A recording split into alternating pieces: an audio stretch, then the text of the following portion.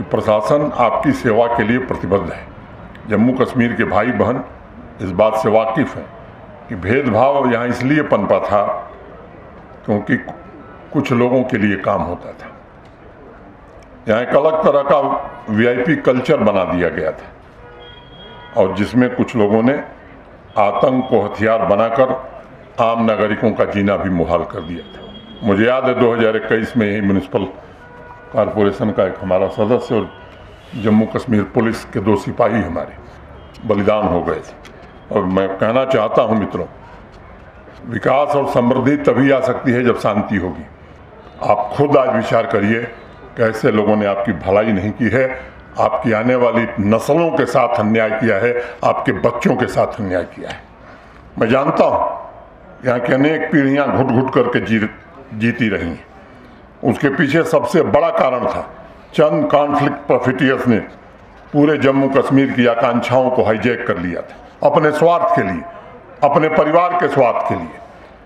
उस व्यवस्था को समाप्त करने का संकल्प हम सब ने लिया है। मैं आपसे निवेदन करना चाहता हूं, इसमें आप हमारा साथ दीजिए। इस व्यवस्था को जड़ से समाप्त करके ही हम लोग छोड़ेंगे। आतंक के इकोसिस्टम की रीढ़ तोड़ना ये हमारे प्रशासन की सर्वोच्च प्राथमिकता है और आवाम से केवल एक अपेक्षा है कि ऐसे तत्वों को संरक्षण आप मत दीजिए, ऐसे तत्वों को प्रश्रय मत दीजिए। बाकी काम पुलिस और फोर्स के लोग कर लेंगे। पनाह मत दीजिए जिनकी, और इसी के कारण दशकों तक जम्मू कश्मीर अभाव, मजबूरी और सामान्य आदमी डर के साए में जीता था। चाहे सोपोर हो या सांबा हो, सब जगह एक समान व्यवस्था चले। जम्मू कश्मीर का हर एक जिला, हर एक शहर, हर एक गांव प्रशासन की नज़र में, उसके कार्यों में सब वीआईपी हैं, कोई कम महत्वपूर्ण नहीं है। आज अगर पूरी कश्मीर घाटी के मेरे भाई बहन मर्जी से जी रहे हैं तो उसके पीछे सबसे बड़ी वजह है कि तरक्की की आकांक्षा ने गरीब के घर में जन्म लेना शुरू कर दिया है और अवाम ने एक स्वर से कॉन्फ्लिक्ट प्रॉफिटियर्स के खिलाफ आवाज़ उठाने का मन बना लिया है। इस व्यवस्था को निश्चित रूप से आगे बढ़ाने में आपका सहयोग चाहिए। और जो बात मेहता जी कह रहे थे कि 2047 तक जब भारत अपनी आज़ादी का 100वां सालगिरह मनाएगा तब जम्मू कश्मीर का योगदान देश के किसी राज्य से भारत को विकसित बनाने में कम न रहे, ऐसा जम्मू कश्मीर आप हम सब मिल करके बना सकते हैं ताकि आने वाली नस्लों के लिए हम ऐसा वातावरण छोड़ के जाएं, ऐसा माहौल छोड़ के जाएं जिसमें उन नए सपने पाल सकें और उसे पूरा होते हुए देख सकें। वही चर्चा हुई है, डीडीसी चेयरपर्सन साहिबा ने कहा है inland container depot ICD rail line आएगी तो निश्चित रूप से आने वाले दिनों में इनलैंड कंटेनर डिपो बने, इसकी हर कोशिश की जाएगी। एक सांबा में इनलैंड कंटेनर डिपो बन रहा है, रेल लाइन जब आएगी तो निश्चित रूप से, अब उस समय कब, मुझे लगता है कि अगले साल तक जब आ जाएगी तो निश्चित रूप से इसका प्रयास किया जाएगा कि प्राइवेट सेक्टर के लोग आवें और इससे आपका सोपोर का जो सेव है वो केवल हिंदुस्तान में नहीं, दुबई और अरब तक पहुंच जाए, ये व्यवस्था कराने की हर कोशिश की जाएगी। एक जो प्रोजेक्ट डीप ड्रेनेज का है, मैं समझता हूँ वो सोपोर की सबसे बड़ी आवश्यकता है। बाकी तो राजनीति में हम लोग भी कुछ कहते थे, 8 मांगते हैं तो 1 मिल जाए, 2 मिल जाए।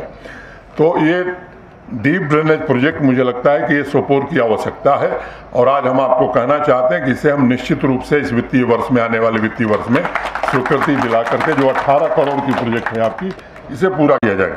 बाकी मिनी सेक्रेटेरिएट, ये सब छोटी छोटी बातें तो आप खुद और जिला खुद मिल करके बना सकता है। उसके लिए अब हाथी पर खाद मैंने समझते हैं आप लोग ना, फर्टिलाइजर, तो हाथी खाद डालने के लिए नहीं, उसके लिए खच्चर है।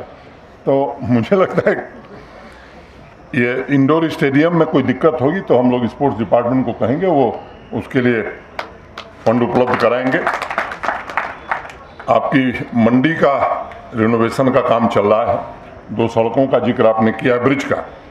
अभी JKPC से वो PWD को ट्रांसफ़र हो रहा है। मैंने कल principal secretary RNB Surendra Kumar से बात की थी, उन्होंने कहा कि साहब जैसे फॉर्मेलिटी पूरी होती है, प्राथमिकता के आधार पर इस काम को हम लोग आने वाले दिनों में पूरा करेंगे।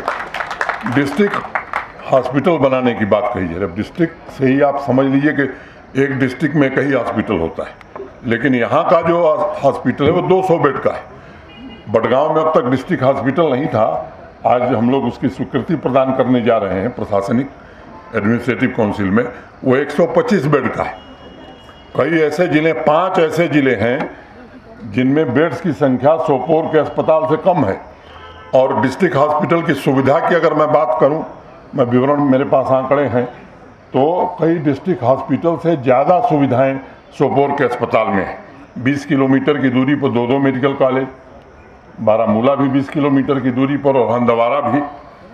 तो मैं समझता हूं कि हम लोगों को भी अपनी मांग रखते समय, क्योंकि ये ध्यान रखना चाहिए कि जो बहुत जरूरी है, जैसे ये ड्रेनेज, मैं समझता हूँ ये तकलीफ है यहाँ की और इसको जरूर हम करेंगे। नए बस अड्डे का जहाँ तक सवाल है, यहाँ के लोग तय करें, प्रशासन को दिक्कत नहीं है। यहाँ के लोग एक मन बनावें, फिर प्रशासन उसमें जरूर निर्णय करेगा। और जब तक आप नहीं, बस अड्डा आपके लिए बने और पता चला आप ही विरोध कर लें, तो ऐसा बस अड्डा बना के गाली खाने से क्या फ़ायदा है। तो यह आप सबसे मैं कहता हूँ कि आप लोग ये कॉन्सेंसस बनाइए, फिर बताइए, उसको जरूर हम आगे करेंगे। यहाँ से 45 किलोमीटर दूर है श्रीनगर और 60 किलोमीटर दूर है बडगांव।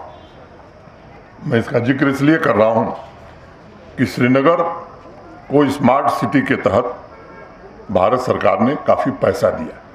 वो झेलम का रिवर फ्रंट हो, पोलो व्यू मार्केट हो, या और भी जो मार्केट बनी है। बडगांव को कोई पैसा नहीं मिला। अभी कुछ दिनों पहले की बात मैं आपको बता रहा हूँ, मेरा ख्याल है 20 दिन हुआ होगा।